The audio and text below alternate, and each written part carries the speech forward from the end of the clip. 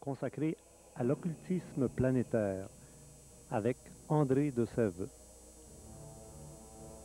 auteur du livre Les Conquérants de Shaddai. Il est le petit-fils d'Alexandre de Sèvres. Bonsoir André de Sèvres. Bonsoir Richard. D'abord, vous êtes bien jeune pour nous parler de tous ces dossiers occultes et c'est votre grand-père qui a débuté cette recherche. En 1916, donc Ouais. en pleine guerre mondiale, La première. la première. Et il a survécu à la première? Oui, il a reçu son avis de conscription juste comme la guerre se terminait. Parfait. Mais la deuxième, est-ce qu'il a passé à travers? Très Oui. facilement. Et il a vécu jusqu'à quelle année? Jusqu'en 82. Ses travaux s'orientaient dans la recherche à savoir qui manipule l'humanité. C'est-à-dire que sa recherche a touché les sociétés secrètes, les mouvements occultes, mais sa recherche était surtout centrée sur certains courants ésotéristes. Entre autres, il étudiait les mouvements de réincarnation, les manières dont on interprétait la réincarnation. Il étudiait l'astral, l'éther. Il a laissé beaucoup de notes sur le sujet. Il étudiait la physique, l'atome, la kabbale. Ensuite, un peu plus tard, il s'est penché sur les ovnis. Il a fait de la philosophie.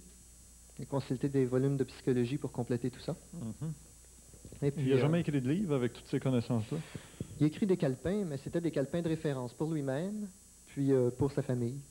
Ah, il se disait, mon petit-fils occupera de faire le livre, c'est tout ça? Ça, je ne sais pas s'il a pensé un livre, mais il m'a demandé d'apporter des conclusions, de donner une cohérence, un ensemble à tout ça. Et vous, André de Sèvres, vous avez fait un manuscrit qui a été présenté à des maisons d'édition très importantes, dont chez Robert Laffont. Mhm. Et qu'est-ce qui est arrivé de tout ça? Chez Robert Laffont, le manuscrit a disparu pendant un certain temps. J'ai eu toutes les misères du monde à le revoir. Au début, on me disait que l'étude n'était pas terminée, que je l'aurais en temps et lieu. Puis, à un moment donné, 5 mois pour étudier un manuscrit, je trouve que c'est beaucoup. Fait que j'ai voulu revoir le texte. Et puis, on m'a dit qu'il était impossible de le revoir. Et ça m'a pris plusieurs visites avant qu'on trouve une raison. On m'a dit qu'une des employées avait été mise à la porte et travaillant au comité de lecture, elle avait emporté avec elle les manuscrits. Elle ne voulait pas les remettre, un moyen de pression. Or, finalement, j'ai insisté. J'y allais toutes les semaines, puis de plus en plus souvent. Puis à un moment donné, on m'a remis des copies. Et puis, ces copies-là étaient des copies que je leur avais remis.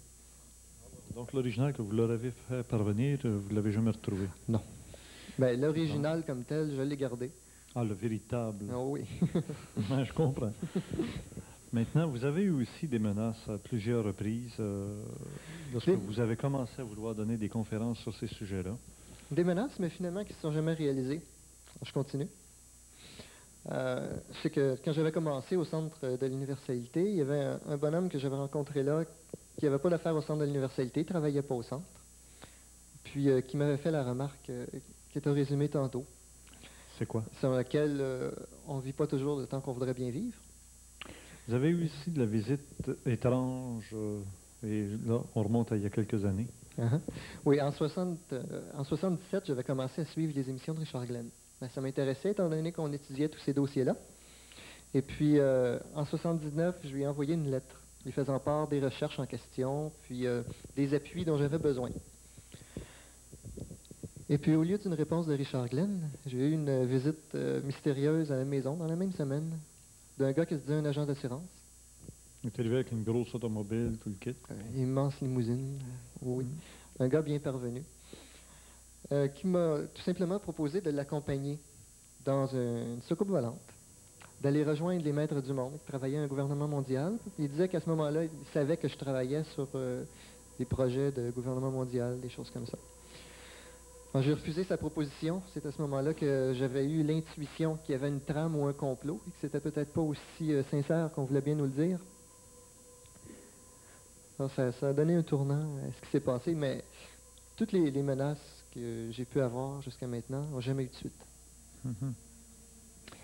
Alors, André de Sèvres, vous allez nous faire un exposé maintenant qui n'est pas nécessairement la suite logique des documents que vous avez eus de votre grand-père ou du livre, mais qui est quand même un survol rapide pour en arriver à une certaine prise de conscience.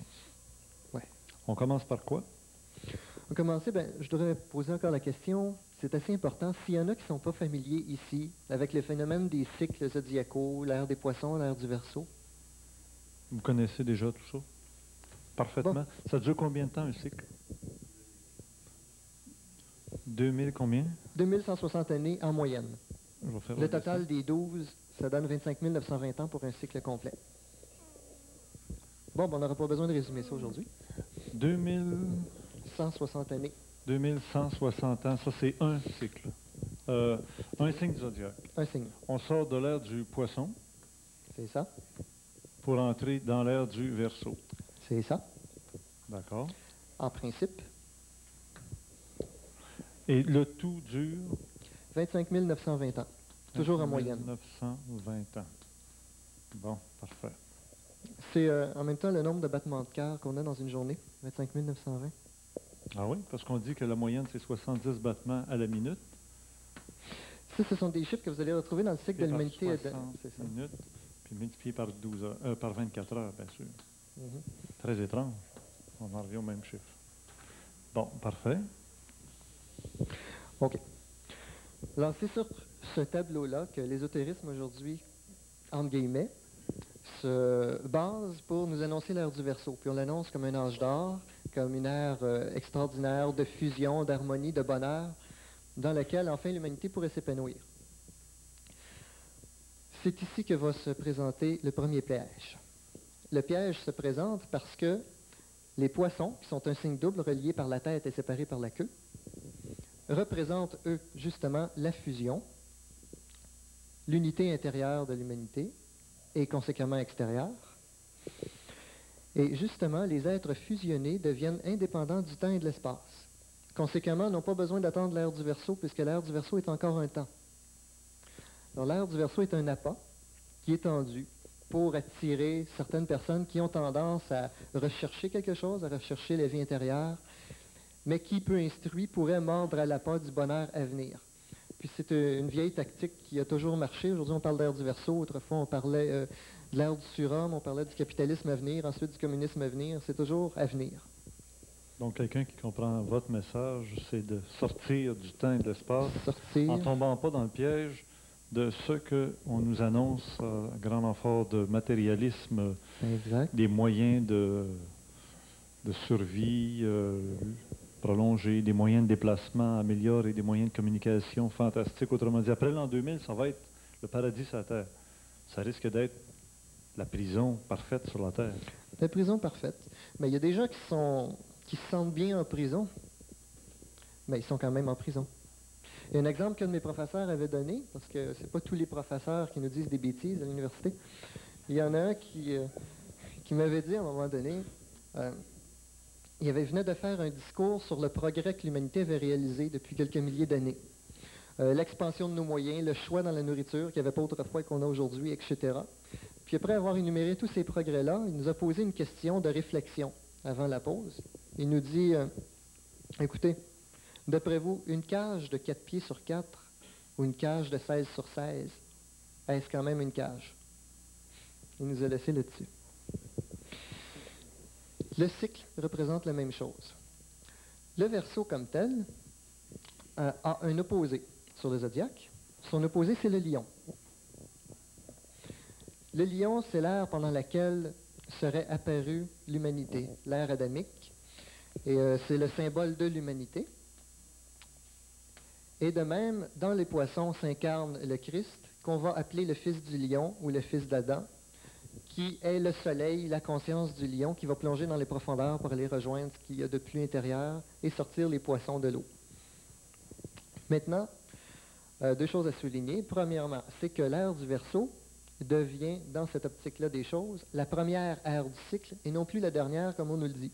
Plusieurs spécialistes nous annoncent l'ère du Capricorne, celle qui suit le Verseau, comme étant la première des ères, parce qu'elle correspond au premier jour de la création dans la Genèse.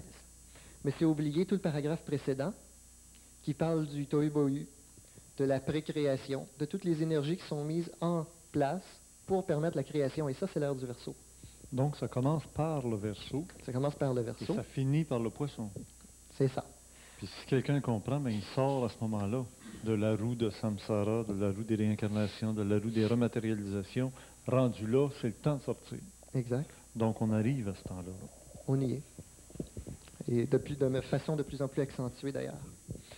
Et puis, ce qui se produit, c'est quelques petites constatations. Ensuite, quand on voit une chose comme celle-là, c'est que le lion représente la lumière et la conscience, conséquemment le Verseau, l'inconscient.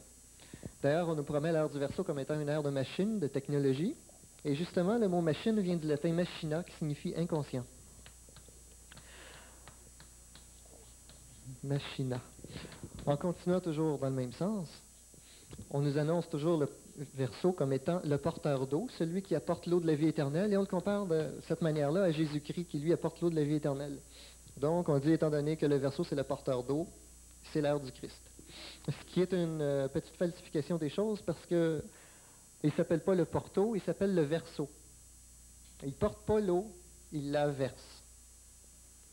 Le Verseau est un pompier. Et quel feu le pompier Verseau éteint? C'est le feu du lion, celui de la conscience et de la lumière. Ce qui n'est pas nécessairement péjoratif au début d'un cycle, mais qui devient nuisible à la libération des êtres à la fin d'un cycle. Chaque ère a sa place, et quand on la déplace, c'est là qu'elle prend un caractère plus maléfique, entre guillemets. D'ailleurs, certaines sociétés secrètes qu'on va étudier tantôt attendent une espèce de grand sauveur, de grand messie, qui, d'après leurs spécialistes, serait né le 5 février 62. Or, il y a plusieurs choses là-dedans. Le 5 février 62 se situe en plein Verseau, premièrement. Et ensuite, le 5 février 62 s'est produit une grande doriphorie, c'est-à-dire un ensemble de plusieurs conjonctions planétaires, en conjonction entre elles, et qui s'était produite presque de la même façon lors de la naissance du Christ, mais dans le Poisson, et qui là s'est produite dans le Verseau. Sauf que la plupart des historiens, des spécialistes qui étudient les dates de naissance possibles du Christ, qui ont réussi à reculer en l'an -7 pour nous donner notre erreur de calendrier, ont établi, en ignorant ces faits-là complètement, ont établi que la date de naissance la plus probable pour la naissance du Christ serait dans la dernière semaine d'août, soit celle qui s'oppose exactement à celle du 5 février 62, qui serait alors plus propice à un antichrist qu'à un Christ. Alors, on va savoir de quelle manière ça se passe en voyant quelle entité est derrière le cycle. Les Grecs avaient un nom pour le dieu du temps, le dieu des cycles, et ils l'appelaient Chronos. Bon, vous me direz si vous voyez bien, parce que je vois des reflets ici. Est-ce que ça va? Ah, OK. Chronos, les Latins, les Romains l'appelaient Saturne.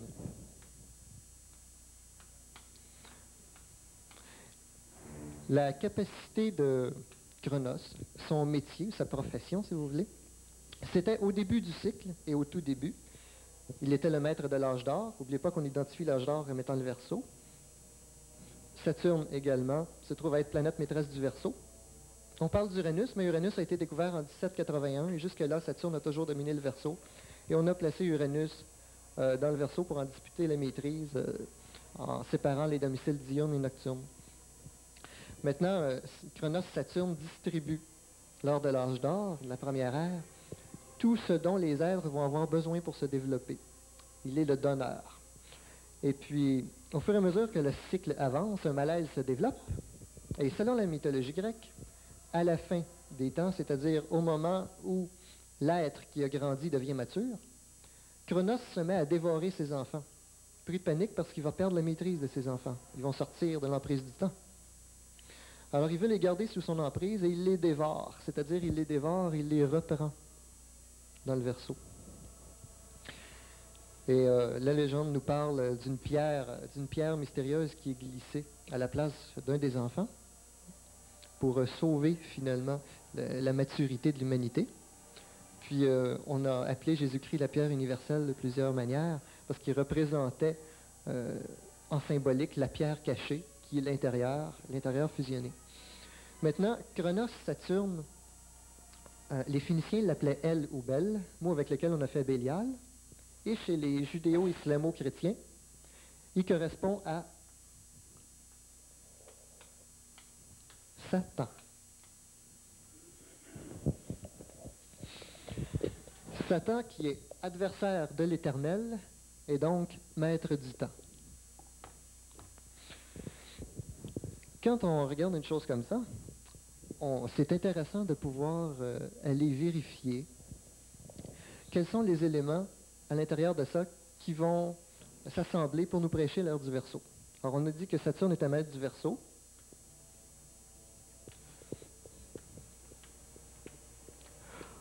On nous dit que pour le Verseau existent les ovnis. Les ovnis qui en seraient les anges du Verseau.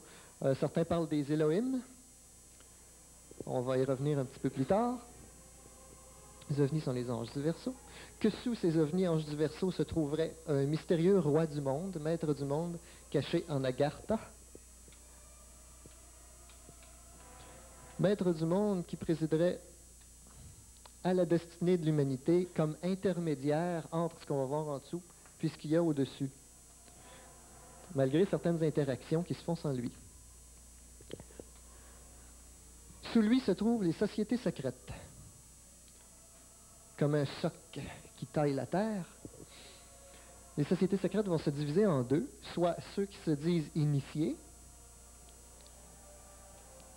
Déjà, me semble-t-il, quand on arrive à un point d'initiation avancé, on n'a plus la prétention de se dire initié. Et à côté se trouvent, sous les initiés, ou parfois à leur côté, les contactés. Maintenant, tout ça travaille à l'élaboration de la structure sociale de notre société. La société. Voilà. Qu'est-ce que ça nous donne? On a dit tantôt que Chronos Saturne, c'était Satan. De même que l'ère du Verseau, pour nous, correspond conséquemment à l'âge noir que les hindous nomment Kali Yuga et qui entre à son apogée bientôt. Les ovnis, s'ils sont les anges de Saturne, donc de Satan, on a un nom pour ça, on les appelle démons. Le maître du monde, on a un nom pour ça aussi, on l'appelle prince de ce monde.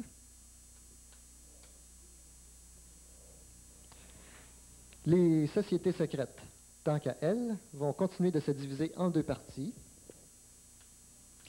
Soit les initiés qui savent travailler pour la conspiration, la machination, qui en connaissent tous les détails et qui savent qu'est-ce qu'ils sont en train de provoquer, mais qui le font quand même et volontairement. Ce sont donc des berneurs.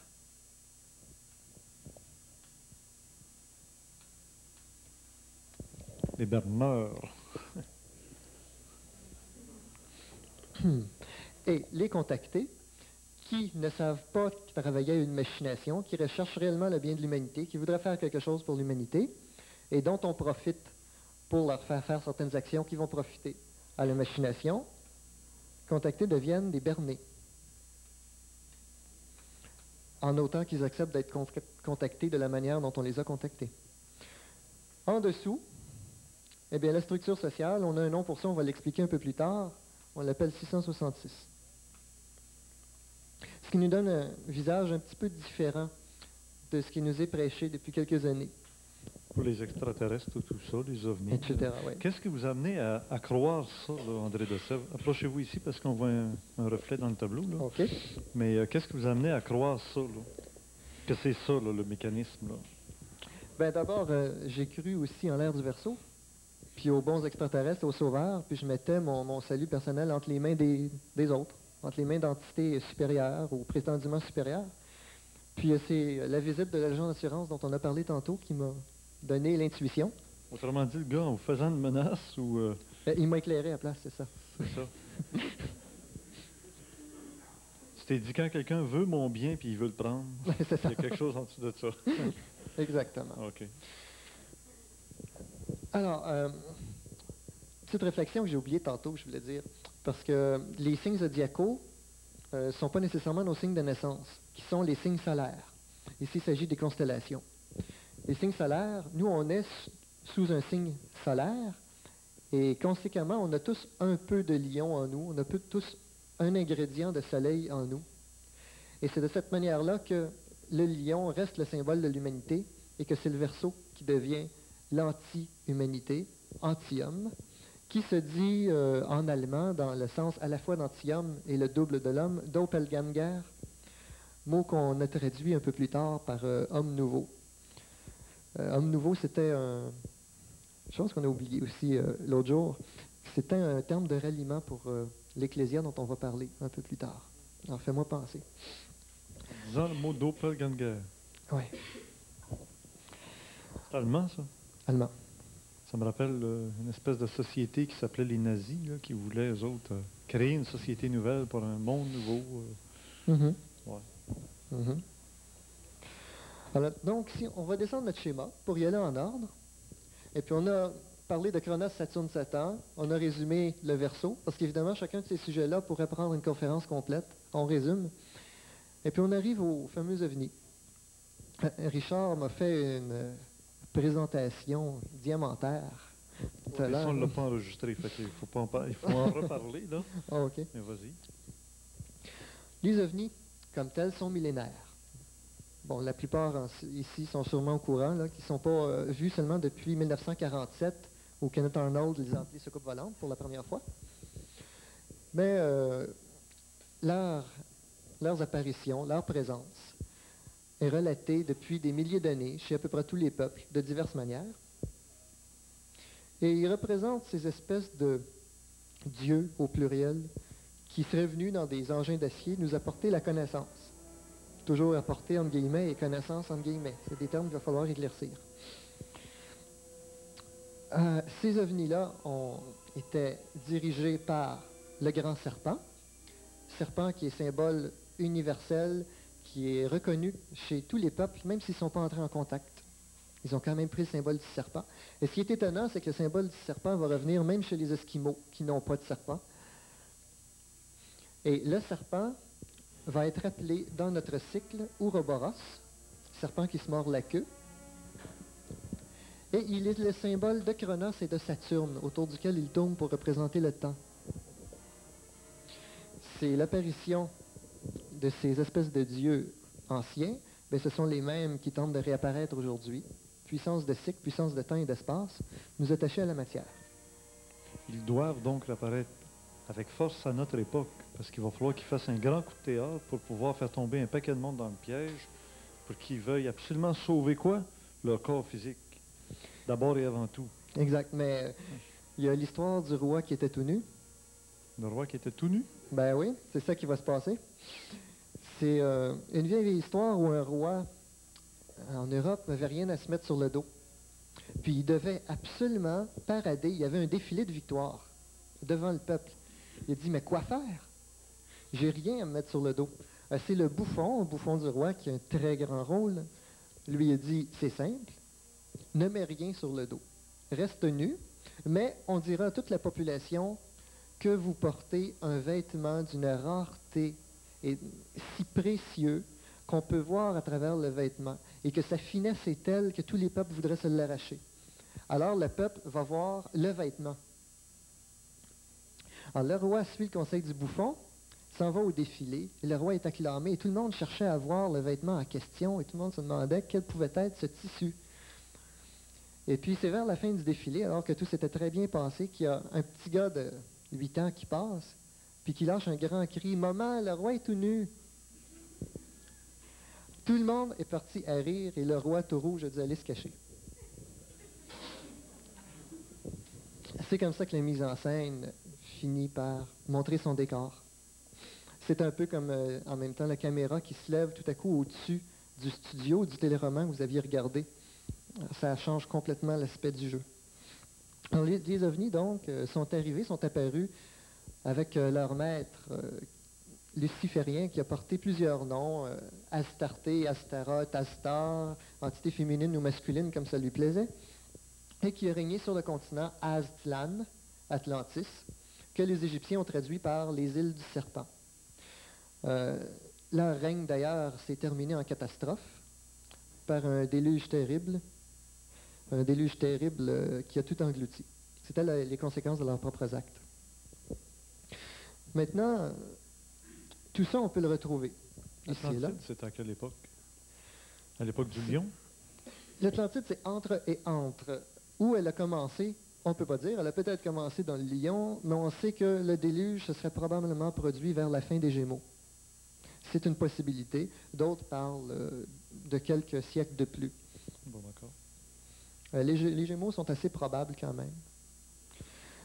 Alors, au bout de ça, il est intéressant maintenant pour compléter ces informations-là d'aller voir dans des encyclopédies Larousse qui sont donc athées et qui n'ont rien à faire de l'ésotérisme, selon leur opinion, pour voir quelles informations on pourrait en tirer.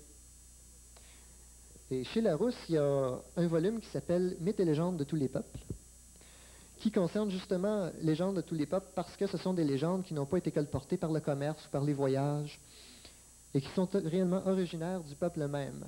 Or, il y a deux légendes qui sont communes à tous les peuples, qui se retrouvent partout, même s'ils ne sont pas entrés en contact entre eux.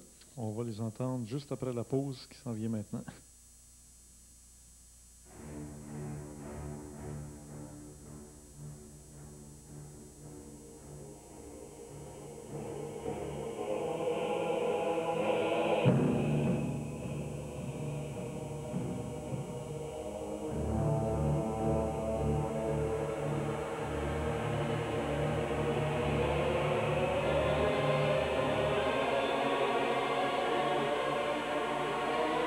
OK, alors les légendes qui ont été découvertes dans ce livre-là, les deux qui sont communes à tous ces peuples-là, c'est d'abord celle du déluge, qui est universelle, et puis c'est celle qui parle des dieux qui sont descendus du ciel, certains disent précipités sur le monde, c'est deux versions de voir les choses, mais qui expriment à peu près la même chose, et qui étaient des rebelles à l'harmonie cosmique.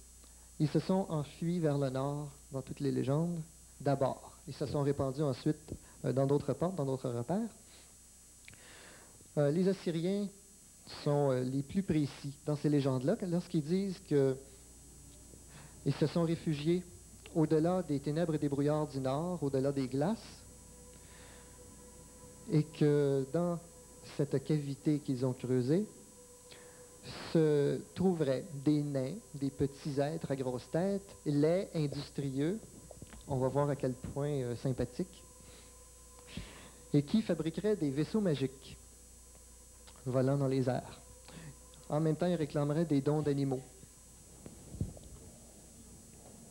Ils sont vraiment beaux, vraiment. Là. Et à part de ça, ils pusent. Le soufre et la vidange. Ils sentent quoi? Le soufre et la pourriture. Parce que, selon une certaine hypothèse, que je n'ai pas les moyens de démontrer maintenant, peut-être un peu plus tard. Et ils font peur aux animaux, font peur, juste à distance. Les animaux prennent panique, les animaux la sentent. se ruent dans les branches. Les animaux sont très branchés sur l'astral. Astral, Astar, Astaré. C'est son monde.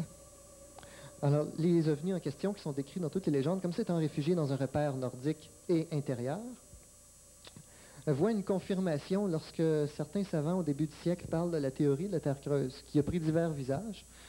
Raymond Bernard l'exprime dans son livre du même nom, aux éditions Albin Michel.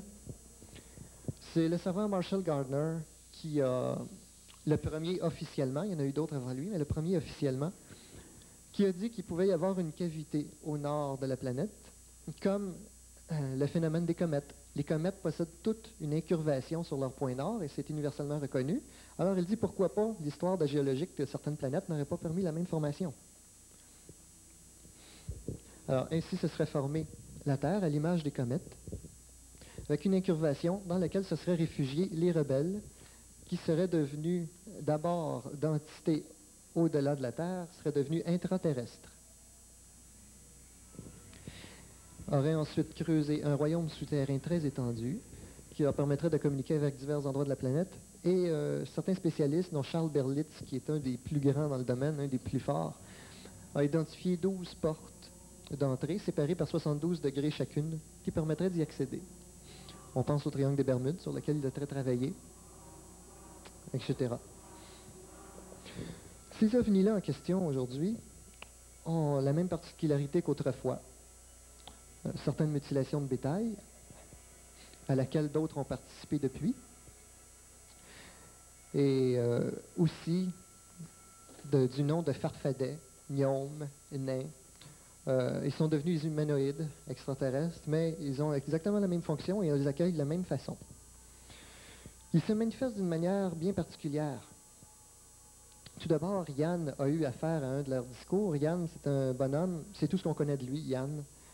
Son aventure est relatée par Marie-Thérèse Guinchard et Pierre Palo-Antoni dans Les Intraterrestres. Et puis, lui est allé dans une des entrées, il ne les cherchait pas, il explorait autre chose. Et puis, il est entré en contact avec un de ces humanoïdes qui lui a dit, c'est dans le même texte, « Nous sommes des êtres pacifiques et nous voulons la paix sur votre monde. » Dans le même texte, il dit, « Nous avons le rayon qui tue. »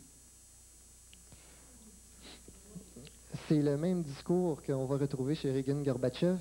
C'est le même vieux discours qu'on nous répète tout le temps, qui ne marche jamais, qui nous a jamais amené la paix.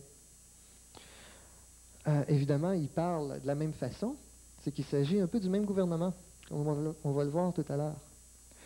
Alors, les ovnis, de quelle façon veulent-ils se faire accueillir? Eh bien, comme des sauveurs, comme des êtres flamboyants. Et c'est là que vont se diviser les humanoïdes sataniques des lucifériens. Les lucifériens étant les grands blonds lumineux aux yeux bleus, les sataniques étant les petits, dans ce style, sont repartis. Et puis dans ces manifestations-là, on a parlé de mutilation du bétail, où ils vont chercher certains organes, les organes génitaux, les intestins et le sang des animaux. Il ne s'agit donc pas de voleurs de bétail, qui conséquemment auraient volé le bétail. Avec une science très avancée d'ailleurs. Ils font leur opération. Et l'hypothèse non démontrée encore que je vous disais, ça serait que ces entités qui sont de nature surtout astrale, réfugiées dans l'astral, chercheraient donc pour leur scénario à recueillir certains éléments physiques afin de se fabriquer des corps. Et ça expliquerait pourquoi ils sentent la pourriture, parce que ce sont des éléments morts de matière qui leur permettent de se véhiculer. Et ce qui expliquerait aussi pourquoi ils semblent avoir parfois les yeux d'un bœuf, les oreilles d'un âne, etc. Bon, ça reste cohérent comme hypothèse, mais il n'y a pas de démonstration. Ça va peut-être venir.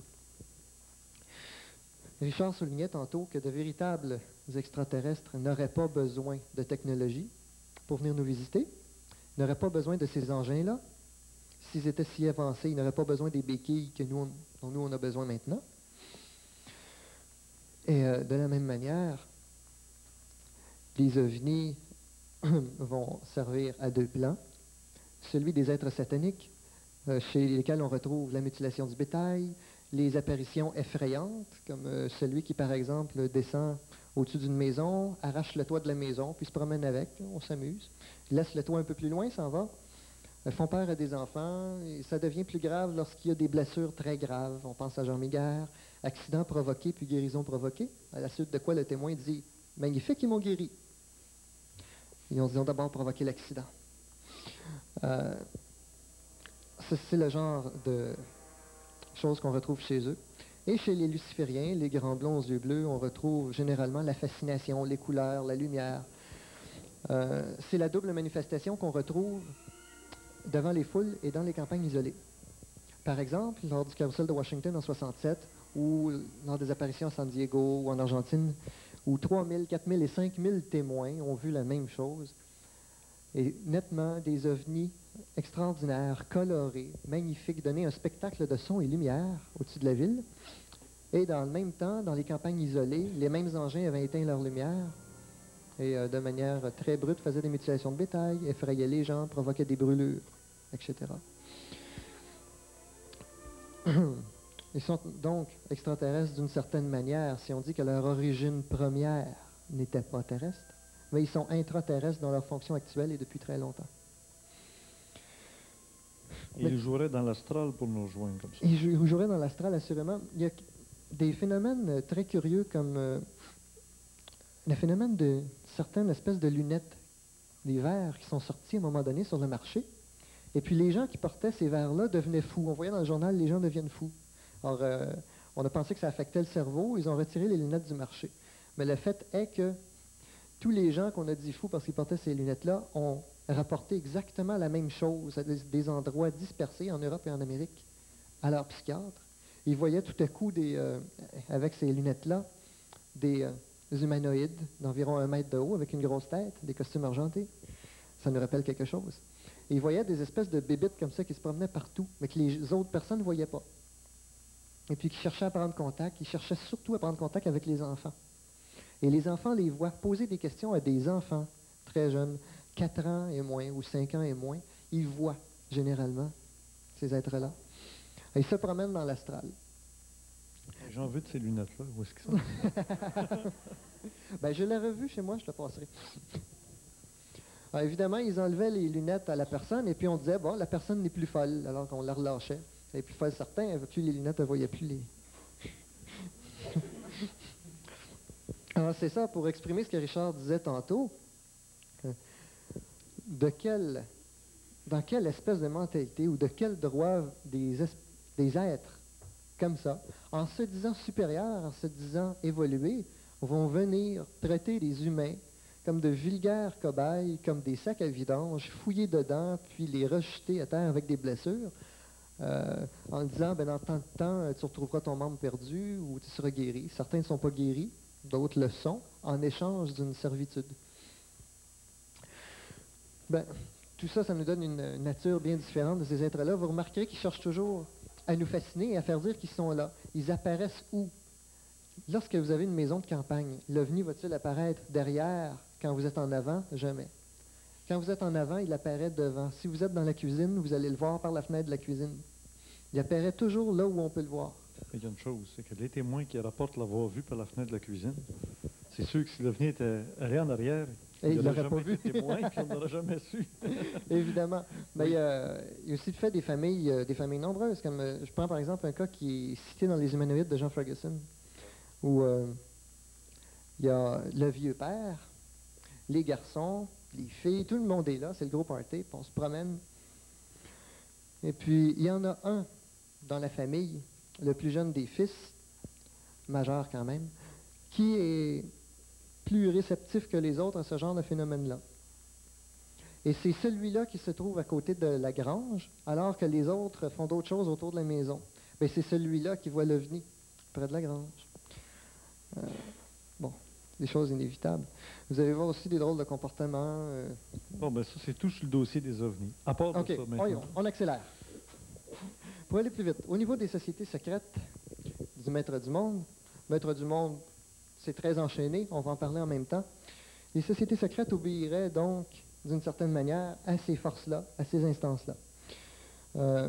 Il y a eu des liens qu'on n'énumérera pas parce que c'était trop long, entre la franc-maçonnerie, la Rose-Croix, les Illuminés, diverses sociétés secrètes. Si ça vous intéresse de savoir de quelle manière ces sociétés-là sont réellement interreliées, il y a des auteurs qui en ont très bien traité. Je pense à Serge Jutin dans Les Gouvernants invisibles ou Des mondes souterrains au roi du monde, qui vont vous montrer de quelle manière la franc-maçonnerie, entre autres, sert de pare-choc à la Rose-Croix pour éviter une persécution telle que les Templiers l'ont reçue. De quelle manière c'est l'héritage des Templiers que les Rose-Croix et les francs-maçons poursuivent. De quelle manière également tout ça remonterait à Salomon comme structure active de conspiration. Mais ce qui va au-delà de ça et qu'on ne trouve pas dans ces livres-là, c'est l'Ecclésia des Cataugues. Et puis, j'aimerais savoir s'il y en a qui connaissent l'Ecclésia des Cataugues. On en a absolument personne. Il y en a un qui a levé la main, il me semble? Oui. L'Ecclésia des Cataugues, t'écris ça comment? K-A. Cataugue, là? Cataugue, K-A. Parce que Ecclésia, c'est Ecclésia, ça veut dire Église. C'est ça, assemblée. Assemblée. Ecclésia, c'est 2C? Deux C ou 2 K, dépendant de la version. Bon. Des. Cataugue, K-A. K-A. T-A-U. T-A-U. G-U-E-S. G-A, des Cataugues. Cataugues. OK. Ça veut dire quoi, ça, des Cataugues? Illuminés. Autrement dit, c'est les illus... Mais ça distingue des Illuminati, quand même s'ils sont très étroitement reliés. Oui. Ils se distinguent en n'ayant pas le même fondateur et n'ayant pas exactement non plus la même fonction. Leur fondateur, c'est Ulrich de Mayence. C'est au Moyen Âge, les dates exactes. Il a vécu de 1486 à 1558. Puis Ulrich de Mayence est né dans des conditions très obscures. On ne sait pas de qui il est né. Il a été découvert dans un berceau. Il a été découvert par des brigands qui allaient violer des religieuses. Et puis au-dessus de la scène se promenaient des engins mystérieux Et c'est avec toutes ces belles références-là qu'Ulrich va grandir.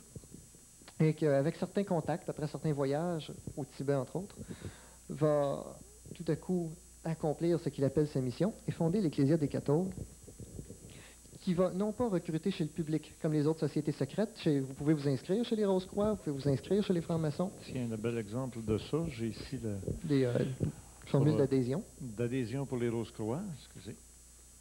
Puis la formule d'adhésion, figurez-vous, pour les francs-maçons, la franc-maçonnerie libérale du Québec. Montcalm, je pense. Vous donnez votre nom, puis votre adresse, puis vous allez vous acheter la montre des francs-maçons au magasin Distribution Consommateur. Ah, le chronomètre, quoi. Chronos. Voilà. C'est lui le maître. À Montréal, dans le métro, on a des affiches qui sont sorties, comme ça, puis qui disent en haut, en gros, chronomètre. C'est une publicité de Timex. Puis juste en dessous, vous avez le symbole du Verseau. Pour le justifier, on dit que c'est des montres de plongée. Alors, Ulrich de Mayence, donc, dans son Ecclésia des catholiques, ne recrutait pas chez le public. Où donc il recrutait? Il allait chercher les aéropages, les souverains, les invisibles, les hauts gradés de la franc-maçonnerie, de la Rose-Croix, des Illuminés. Il allait chercher les plus hauts placés de toutes ces sociétés secrètes-là où on pouvait les rassembler en un conseil. Ce conseil devenait l'Ecclésia des catholiques ou gouvernement occulte mondial. Ulrich de Mayence, comme ça, a donc démontré sa puissance plusieurs fois, a réussi à déjouer l'Inquisition et a même menacé Titelman, le grand maître inquisiteur, à l'empoisonner et à l'obliger à le servir. A démontré qu'il pouvait s'infiltrer partout. Et pour s'infiltrer dans l'Église catholique à l'époque de l'Inquisition, ça prend quand même une certaine puissance.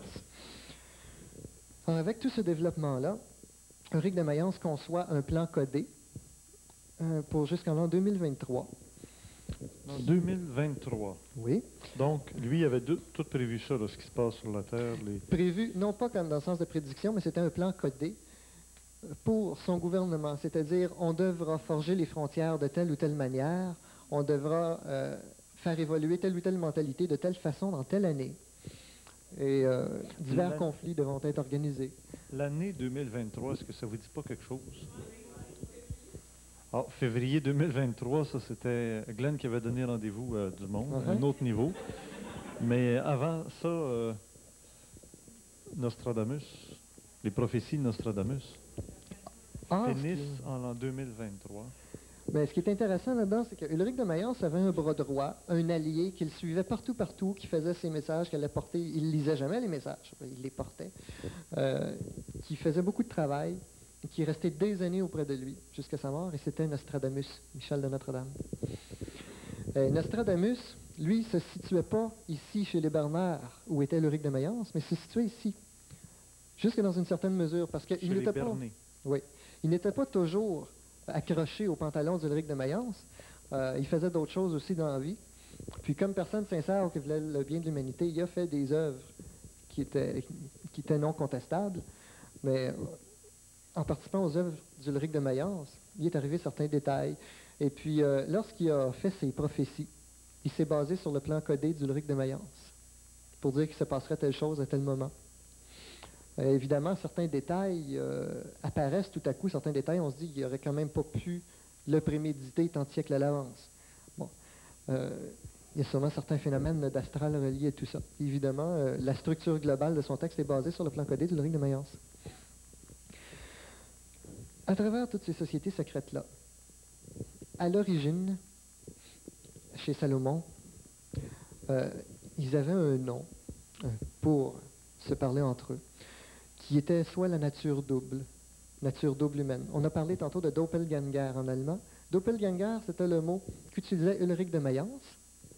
Et lorsqu'il allait en France, il utilisait le terme homme nouveau ou humanité nouvelle pour parler de l'idéologie catholique. Ça s'est largement répandu par la suite, surtout depuis quelques années, dans le coin. Ce qui ne veut pas dire maintenant que tous ceux qui en parlent sont catholiques, ça s'est tellement répandu que n'importe qui peut en parler. Ils se reconnaissaient entre eux, à l'époque, sous ce nom-là.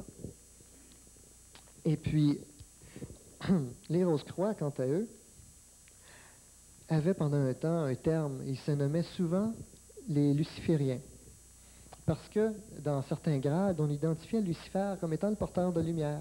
On disait, bon, la lumière, c'est ce qu'il faut viser. Mais il y a un petit jeu de mots dans cette histoire-là. Ouais, j'aurais pas besoin de la craie.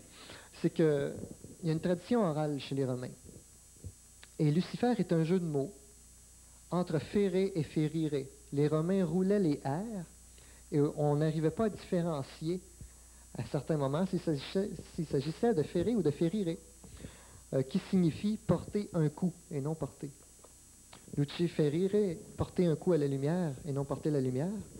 Et lorsqu'on mettait en conjonction les deux termes, ça signifiait tout simplement le pilleur de lumière, ce qui correspond beaucoup plus à son équivalent grec Prométhée, qui, eux, tout simplement, et sans jeu de mots, l'appelaient carrément le voleur de lumière. Alors, la lumière qu'il semble porter, il a effectivement pillé à l'image de la lumière de la Lune.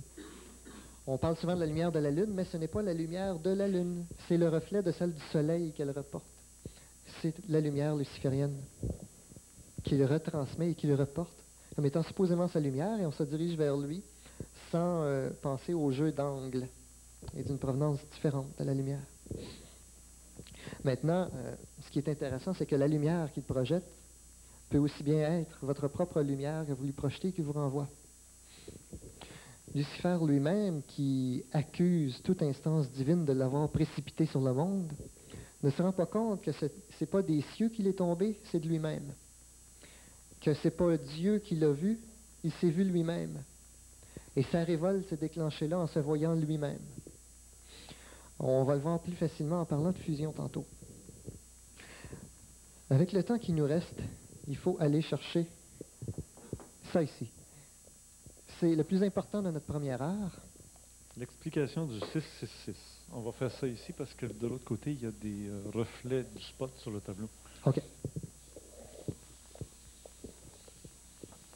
Le 666, on a cherché à l'interpréter de toutes sortes de façons. On a cherché ici, on a cherché là. Et puis, il y a un endroit où on n'a pas pensé de chercher. Il fallait y aller à un moment donné, quand il n'y avait plus d'autre place. C'était dans l'Apocalypse même. Les chapitres où on parle de la bête du 666 sont centrés autour de trois choses, soit les 7 trompettes, les 7 sceaux et les 7 coupes. Alors, en allant chercher la 6e trompette, le 6e sceau et la 6e coupe, on va savoir ce que c'est que 666, la bête. Oui, je les mets dans l'autre sens. La coupe comme étant la conséquence des deux autres, ce qui se déverse. La trompette, c'est ce qui clame, ce qui annonce. On y dit d'ailleurs qu'il y a des têtes de lion, les têtes de lion représentant l'autorité intellectuelle. Et cette autorité intellectuelle-là a son pouvoir dans sa bouche. Ce sont donc des autorités intellectuelles qui règnent par leur verbe. Ce sont les gens du savoir. Le 6e sceau va parler des riches et des moins riches, de ceux qui luttent ensemble pour les surplus, pour les montagnes, pour ce qui est amassé, pour l'avoir. C'est la lutte pour l'avoir. La 6e coupe, conséquence des deux autres, ce qui se déverse. On y parle de Armageddon, montagne de Megiddo, de conflits, de guerre, Euphrate. On parle du fleuve de l'Euphrate, signifie fleuve de guerre. Et c'est des luttes pour le pouvoir. 3e 6, pouvoir. Savoir avoir pouvoir, avec lequel on sape l'humanité. Et ce qui est étonnant, c'est qu'on va en trouver la confirmation chez d'autres peuples, chez des peuples qui n'ont jamais eu de contact avec la tradition du 666. Il s'agit des Mayas quichés. Dans le Popol Vuh, on va retrouver 3 dieux du mal qui ont survécu au déluge.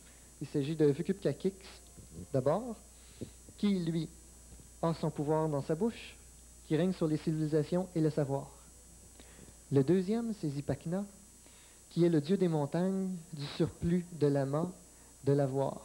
Ce qui est étonnant, c'est que Zipacna meurt à la fin des temps ou disparaît lorsqu'une de ces montagnes s'écroule sur lui. Or, justement, dans l'Apocalypse, lors du 6e sceau de l'avoir, les riches et les pauvres se précipitent sous une montagne et demandent qu'elle s'écroule sur eux. Analogie très étonnante. Et puis le 3e dieu, c'est Kabrakan, qui est le dieu de la guerre, du conflit et qui lutte pour le pouvoir. Confirmation très étonnante. Les hindous nomment les 3 gunas.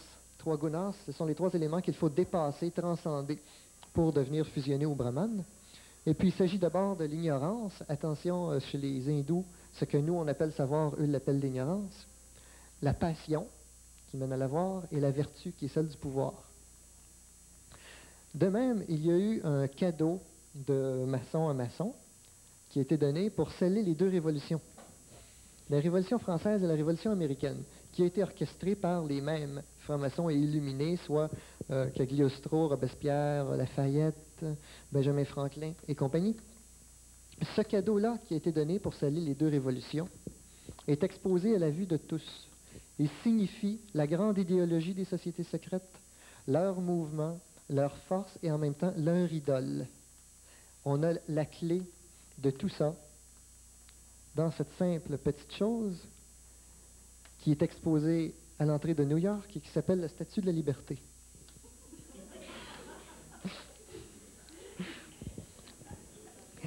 Alors, cette charmante statue qui nous sourit gentiment nous apporte trois éléments. Prise de possession de la lumière, vol, avoir. C'est un peu comme Lucifer, qui a dérobé la lumière. La lumière, exactement. Charte, connaissance portée sous le bras ou savoir. Et la couronne sur la tête ou pouvoir. 666, Lucifer, la statue de la liberté. Elle représente la fondation de toute la conspiration, idéologiquement évidemment. À travers tout ça, il y a un auteur qui s'appelle Lanza del Vasto, qui lui a parlé des trois couches du mal. C'est un philosophe qui n'a pas étudié ça comme tel, mais qui, en creusant, tout simplement en réfléchissant, est arrivé à dire qu'il y avait trois couches du mal qui provoquaient les maux chez l'humanité, soit la limitation, la fuite et l'attachement à la limitation et à la fuite. Le troisième seulement étant réellement néfaste. Et la limitation, c'est ce qui nous limite, les frontières, les barrières, l'avoir.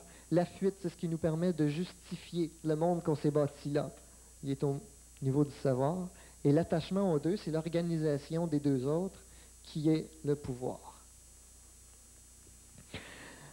À l'intérieur de tout ça, vous avez la lettre, bon, il n'y a plus qu'à en place, la lettre hébraïque, la 21e de l'arcane, qui est la lettre Shin. Je la fais un peu basse, est-ce que tout le monde la voit? OK.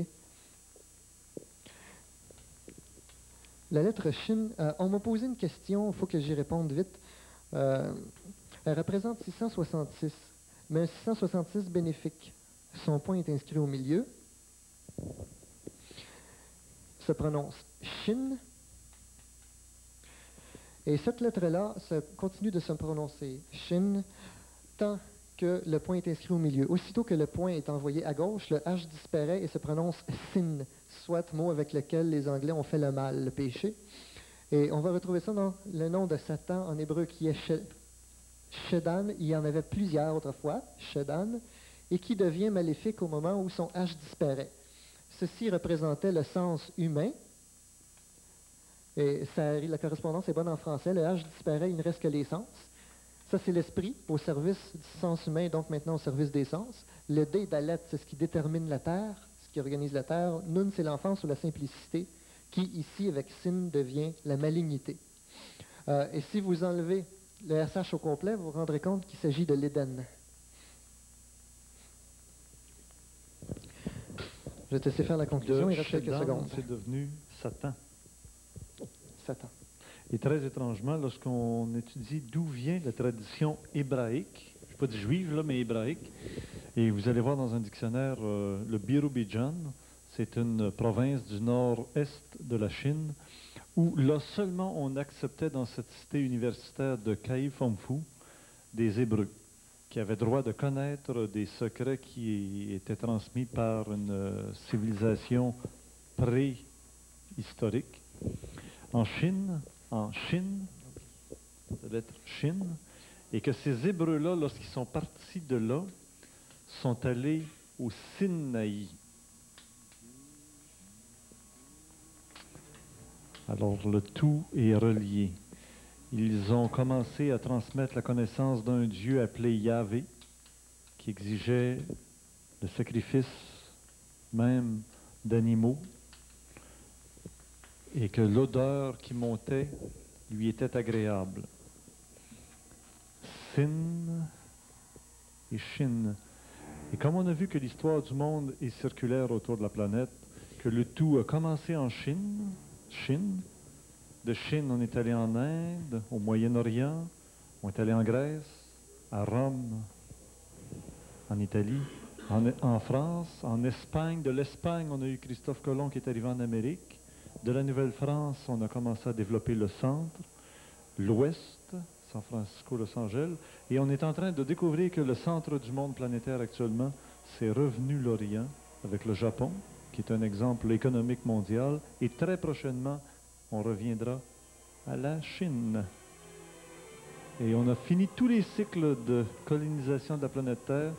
On revient à Chine, les petits Asiatiques, grosses têtes, grands yeux en amande. On se reparle de tout ça dans la prochaine heure, à l'intérieur même de l'émission Ésotérisme expérimental. J'ai écrit ici ce qu'on n'a pas eu le temps de dire.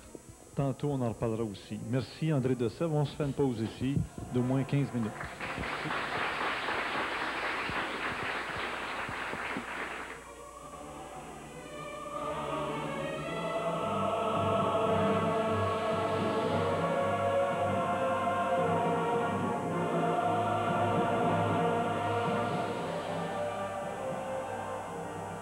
Pour